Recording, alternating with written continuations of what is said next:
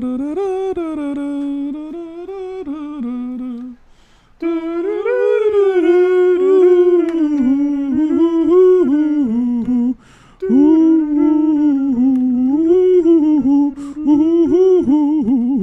and gentlemen, this is JoeJinMovieSoAwesome. I'm Joe. I'm Won-Jin. What's up, y'all? Today we're going to start off with our review of Peacemaker Season 2, the finale, and the entire season. Full spoilers ahead. And then we're going to do where Won-Jin reviews Tron Ares. I didn't watch it, but Won-Jin's going to review it, and I'll be asking a lot of questions about that. And then we're going to go to Let's Talk Right Away, where we're going to actually put the placeholder title as Blade 1 versus Blade 2. Because me and Won-Jin, we love Blade 1 and Blade 2. But I don't think we actually talked about it, a long time. Yeah, I don't think we've actually had a thorough. See, this is why I'm a nice guy. I didn't say nothing. Thorough. What's up, boy? Thorough review of Blade. Oh, but before we start, I do want to apologize, though, because I felt like I cursed a little too much last time. So I want to apologize to Won-Jin and our Triple Trouble, Void, ZZ, and Scott Walker. I will be cursing again, but I'll try to refrain myself. You're going to do it again? Yeah, I did a little too much, I felt. So sorry about that, guys. But anyway, that's the schedule today. Sorry for the slight delay. It's my fault. I was late again. And we were watching some awesome scenes from Pacific Rim. Yeah. We got carried away. We love Pacific Rim. But anyway, big shout out to ZZ, Scott Walker, Void a Parrot, our #1 subscriber, Lee Chan Hong, who probably loves us but cannot turn on the channel because of my Uncle Joe's pouty mouth. And big shout out to Music, Russian ID, Kayla Marie, Jasmine, Power J, Soulless Trenchcoat, Nun from Indonesia, and all our 68 subscribers. White Lotus. Joe still hasn't finished season 2, so I think we might have to do it next week. Yeah, Void, I'm so sorry because I've been watching it religiously, but I'm in episode season 2. But full disclosure, I got a little back problem, so I have trouble sitting down for a long time. That's the only reason why I couldn't watch it this week. I was trying to finish season 2 because I was really having a great time because I love season 1. So sorry about that. And Void, don't worry, I do have Foundation Season 1 downloaded, so that will be on the next agenda. Yo, I'm halfway through Season 1 of Foundation. Yeah. I think you're going to like it very much. Oh, yeah? It's awesome. Shit. And, yo, I cannot believe that Isaac Asimov, he wrote this in the 50s. It's crazy. Yeah. I mean, so first impression is great? Yeah. Okay. It's a bit of a slow start, but once you get into about like halfway through the season, it gets better and better. Maybe we should do a series about like 20th century novelists, because I think Asimov is definitely on one of the top. Yeah, I'm like, how the did he think of this in the 50s? It's crazy. LOL ending was hilarious to say the least. Oh, is it hilarious, boy? The Foundation? No, he's talking about White Lotus season 2. Oh, you're gonna love it. Yo, but I don't. Did I say it last time? I'm loving the Italian energy. I love, because me and Won-Jin, we love Michael Imperioli from The Sopranos, and we also have what's his name? Oscar FM Abraham. Yeah. Amadeus. What's his full name? I always forget. It's F.J. Murray Abrams or hold on. Yo, let me be honest. I have a soft thing for shameless old men because they don't give a fuck anymore. And yeah, man, Amadeus is a great movie. Amadeus. I read the play like 200 times. Oh, F. Murray Abraham. Yeah. Okay. And what's the other one? Ekus. There we go. By the same writer. Ekus is also a great movie. Oh, what's up, Walker in the building? Walker, what's up? Hey, boys, how you doing this week? We got lots of good stuff to talk about. It's nearly Halloween. You're right. Sorry, you know what? You look exactly like Jet Li without the glasses on. Are you talking about Won-Jin? No, so Walker, good news is we're going to do about 20 to 25 minutes of Peacemaker Season 2 review. And then we're going to do 20 to 25 minute review of Tron, Ares, and then we're gonna do Let's Talk right away. So you're gonna get a lot of more chances to talk, Walker. Because last time I did feel like you didn't get to ask as much as question you wanted. So we're gonna definitely focus on Let's Talk this week, okay?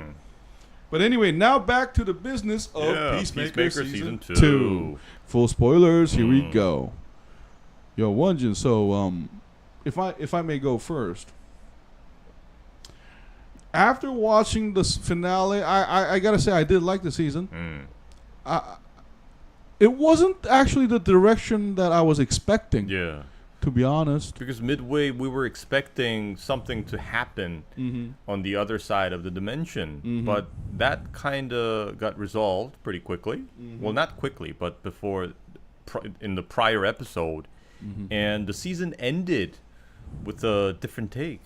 And it's also hinting to like whatever's coming next after this, maybe like a future season, or maybe this is a link to a different show or a movie.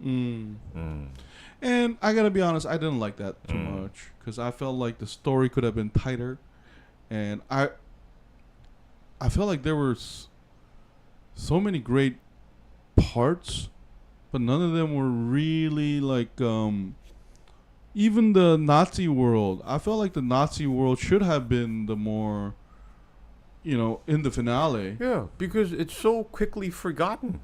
And they invested a lot of time showing us that world, and just that was it. They just left and game over. But so I kind of felt it was wasted.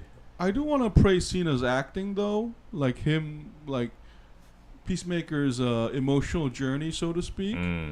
That was great. But and another problem is I was expecting more dynamic action.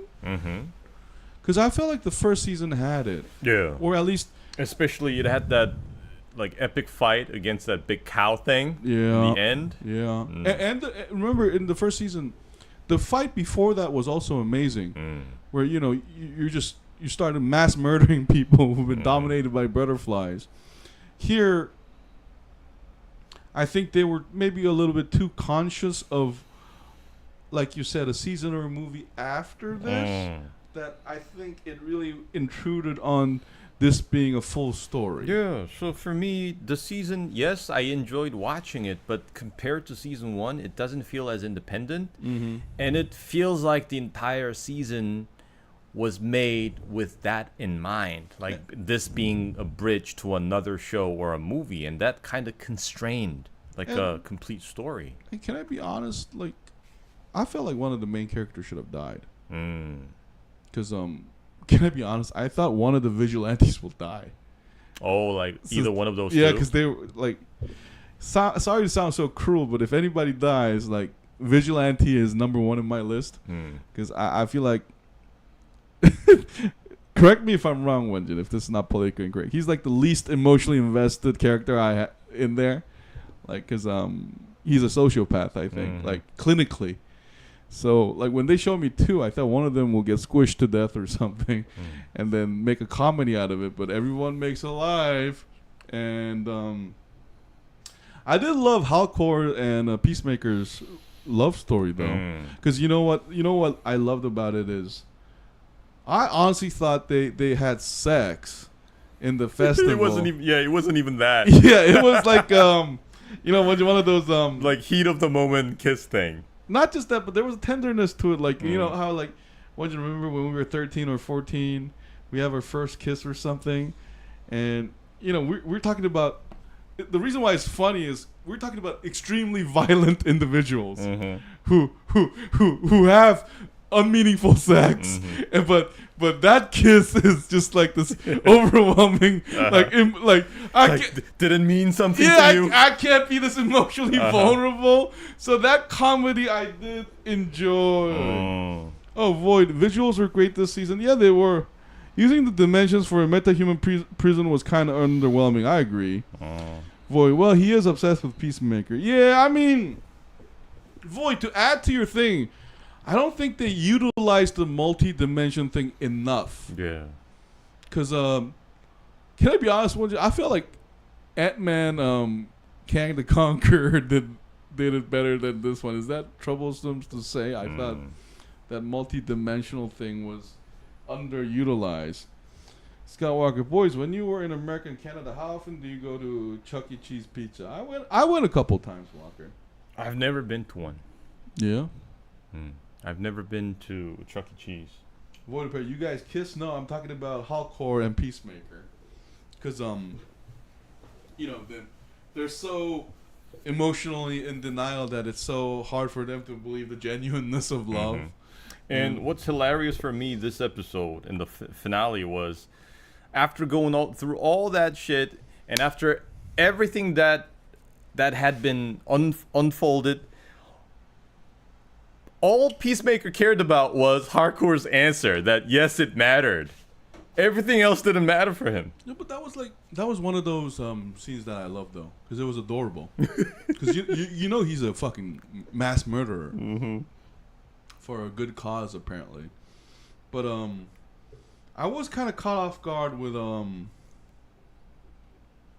But the problem is, I sorry to say this, but I feel like this season could have been shorter. You know, just like I feel like the first 5 episodes, especially, were a lot of build up, and I have mixed feelings because I think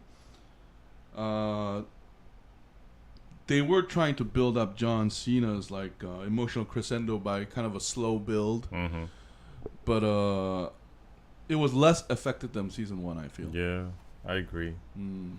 And I think the focus around like a central theme and a central conflict was stronger in the first season. In the second season, we got a lot of shit going on. We have this Harcourt and Peacemaker thing, and this like friendship crisis among the group, and then we also have this like Nazi world in another dimension. So it's kind of all over the place. Well, but the connecting theme is, you know, the human comedy of it, right? And the irony of it. Because one of the things I love about the butterflies in the first season is they're there to help us. You know, because remember that one of my favorite scenes is when one of the butterflies torture Vigilante, and he says, one of the things about human beings is their empathy.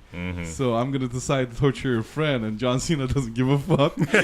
so this That's season right. also is about, Won-Jin, I think you're going to love this topic, but sort of just like fascism presenting itself as justice, and us losing touch with our actual human side. And that was a theme on season 1 too, because we see the butterflies actually caring more about human beings in their own ironic, twisted way. And here that's happening again with the Nazi. Oh, but before I forget, I gotta praise, of course, T-1000. I love how he's you know, the similarity between his character in season 1 and season 2 is he's always fuck the world kind of person. He doesn't follow, what do you call it, the trend of the day.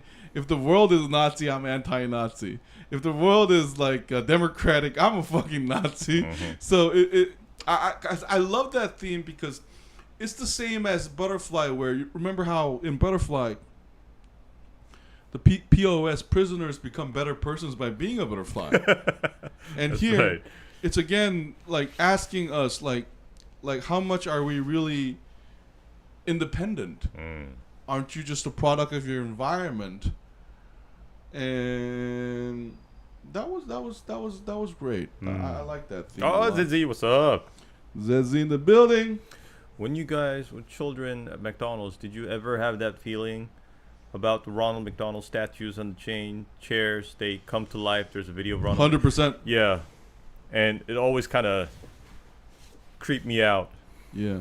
Oh, and me and Won-Jin, we have a great memory in front of McDonald's because 23 years ago, it was my birthday, and we all got roaring drunk, and we sat in front of a McDonald's with the Ronald McDonald. Yeah. So McDonald's. Hey, and by the way, Won-Jin, like if you could keep one fast food restaurant, wouldn't you keep McDonald's? No. Oh no, not even. I'm going for KFC. Awful. Or maybe Burger King. When did you betray the? Ever since they started, you know, cutting cost, and it was apparent in their food. Okay. Yeah, it's just not as good. Yeah. Oh, you didn't get the notifications, Lindsay? Yeah, what's up with you two? But I gotta praise. Oh. But overall, would I recommend the show? I think I would actually, because the dark comedy element is great. And remember, in the prior season, the Eagly thing was funny too. Yeah, it's really a dark comedy show, and the highlight of this season was that eagle guy, and the primal eagle thing. Yeah, another thing is I do think we feel this way, Won-Jin, because it's less fresh than when we saw season 1. That's right. Because we're now used to this kind of black comedy. It's sort of the same way we feel about Boys. It's what we expect from this show. Yeah, because Won-Jin, I have a question. Like, did you think Boys season 4 was as good as season 3 and 2, or 1? No. Yeah, I feel like that fresh element is disappearing a little. Because honestly, I thought it would be more violent. And also, all the characters are already kind of established. You know, when you go to season like 1, 2, 3 of The Boys, we see how like Homelander slowly turns into this like fascist, egotistical, totally accepting his egomaniac, like power hungry, not control freak, but yeah, slowly getting out of control. But by the time we reach season 4, those are all just a given. That's true. But I do. Anyway, but back to Peacemaker. John Cena is a fantastic actor. I can't praise John Cena enough because one of the heartbreaking scenes is when he stopped the murder of his brother, right? So there were great elements like that. And shout out to all the cast too. Like, Economist is one of my favorite characters. Yeah. I think Economist is gonna fall in love with Bordeaux if there is a next season. Bordeaux? Yeah. Maybe. No, because like I feel like he loves the freaky stuff. The show creator. So actually, like Economist being loved by a hot woman like Bordeaux will be hilarious. And I also like how Tim Meadows managed to survive till the end. Yeah. You know, even in the last episode, he was telling that like funny story about the dude stripper. in front of and he gets killed. Yeah, so overall, I had fun. Won-Jin's hair reminds me of Superman. Very handsome-ish. Oh, thank you. So Walker calls you Jet Li, and ZZ calls you Superman. Why is there no praise for Joe? I don't know. Was it me, though? The Jet Li thing? Yeah. Maybe it's you. No, it wasn't. It was you. Halloween is going to be on Friday night this year. I was hoping you guys can make an exception and do a Halloween special this year. No. That's going to be hard. Because I got work. How about we make it a Halloween special that Saturday, Walker? So sorry. Says, look, listen here, Joe. John Cena is a naturally talented actor. You think he's naturally talented? I think his acting got better. Because don't you think this is his most emotionally complicated role so far? I guess because he would always play like a stereotypical comic character that kind of contrasts with his like big, rugged features. The same goes for Dwayne Johnson from movies like remember that movie with John Travolta? What was it? Be Cool. You know, he was that gay bouncer, and then that kind of had this contrast. We all have to start from somewhere, right? Joe, you'd be PO. What's a PO? Police officer. Joe reminds me of Olaf the Snowman. Is Olaf the Snowman a good thing? Yeah, because he's melting so fast. Melting. Okay. I'm not aware of Olaf the Snowman. Olaf the Snowman from Frozen. Yeah. Yeah. And I don't know, I guess John Cena, Dwayne Johnson, all these wrestlers are naturally talented because even, in the world of wrestling, they're actually acting. Wait, Joe, you look exactly like Jackie Chan. Guys, now you guys are doing this for, like... Thank you, guys. I should just keep my mouth shut. Sorry, Won-Jin, go ahead. Po from Kung Fu Panda. Okay. Yo, Po is the strongest warrior ever, right? Oh, hey, he's a dragon warrior. Did we ever review Kung Fu Panda? I don't think so. Yo, Kung Fu Panda 2 is my favorite movie. One of my favorite movies of all time. God, Gary Oldman was so great in it. He was that peacock. Yeah. Anyway, I'm sorry, Won-Jin, go ahead.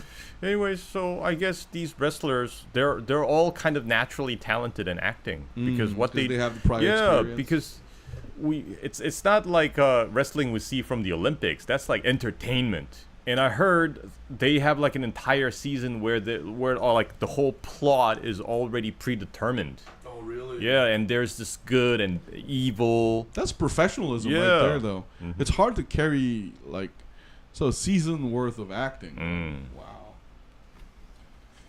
B is naturally talented because most of his career he broke stones with his head, and all of a sudden he's able to play and memorize roles and learns lines. Yeah. But I don't know. Unlike what many people may think, sports that seem like brutal and simple require a lot of intelligence. Otherwise, they get hurt. Planning. Yeah, they need to plan. They have to be able to think on their feet in case something goes like out of their plan, and they have to be, I don't know, spontaneous. And they also have lines in wrestling. Yeah. They do have to memorize a lot of lines, and also they have to memorize a lot of moves as well, like choreography and stuff. No, but you know what? So if you're not intelligent, I don't think you're capable of pulling that off in the first place. Let's say smart, though. Smart. But anyway, let's give a number grade to Peacemaker season 2. I would give this season, it a 7. It was good, but was it as good as the first season? I'm not sure. If I'm really generous, I could maybe give it an 8, but the reason why I give it a 7 is because, number one, like I said, it doesn't have like a very focused central plot or central theme. Another thing I want to add to that is I feel like season 1 was a better homage to older movies, like the Body Snatchers. Yeah, that's true. And Invasive Alien. It movies. had that element of that classic horror. I'm not saying it's not here, but it wasn't as readily apparent to me. And that was like basically the backbone of the season. And along that backbone we had like those jokes, funny moments here and there, and that kind of made me laugh. But here, we've mentioned this before when we talked about episodes of this season's Peacemaker, but it's all about jokes, and it doesn't really have substance. So you would say you enjoy season 1 more thoroughly than this one, yeah? Am I gonna get revenge for this? Yeah. Okay, so my turn. I'm gonna give it a 7.5 because before watching episode 6 and 7, I would have gave it a 7 too. But I feel like I have to admit though, there were scenes that made me smile. Like, despite the horror and the comedy. And I really enjoyed that. Like, and I think the actor had not the actor, but the showrunner had a very difficult job of balancing those different emotions and moods. You know how sometimes it can be super dark, sometimes funny. But overall, the happy moments landed much better than I thought. And I honestly enjoyed Harcourt's and Peacemaker's kiss scene. I thought it was really tender and sweet. So it was a good subversion in that way, because I expected, like you said, the giant butterfly worm getting like their body torn up and stuff like that. Instead, it was this reverse psychology thing. And another thing I have to mention is I didn't really like the character of Rick Flag Sr. I think compared to other characters, he was very flat. We just know that he is hell-bent on having revenge for his son. And he would even, collaborate with Lex Luthor to achieve that goal. And in the end, how like they were all like laughing and smiling about what they were getting done from the dimension thing.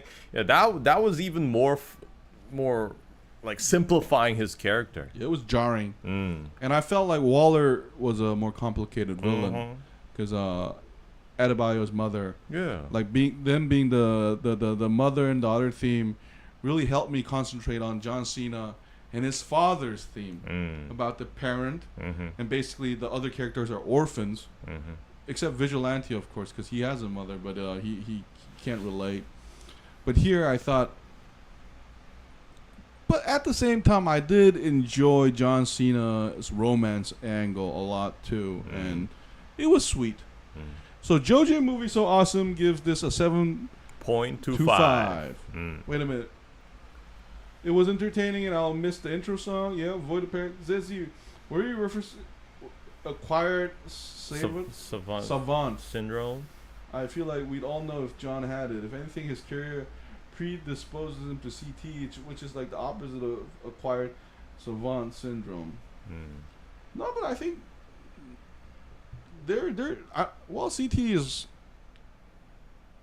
I think boxing and football has the most problem though, because I think WWE they do get body damage, but don't they try to avoid the head shock? They practice to absorb and minimize impact. Yeah, when they fall down. And also, right? like the floor of the arena, the ring. Yeah, it's supposed to be like kind of flexible and stuff. Okay.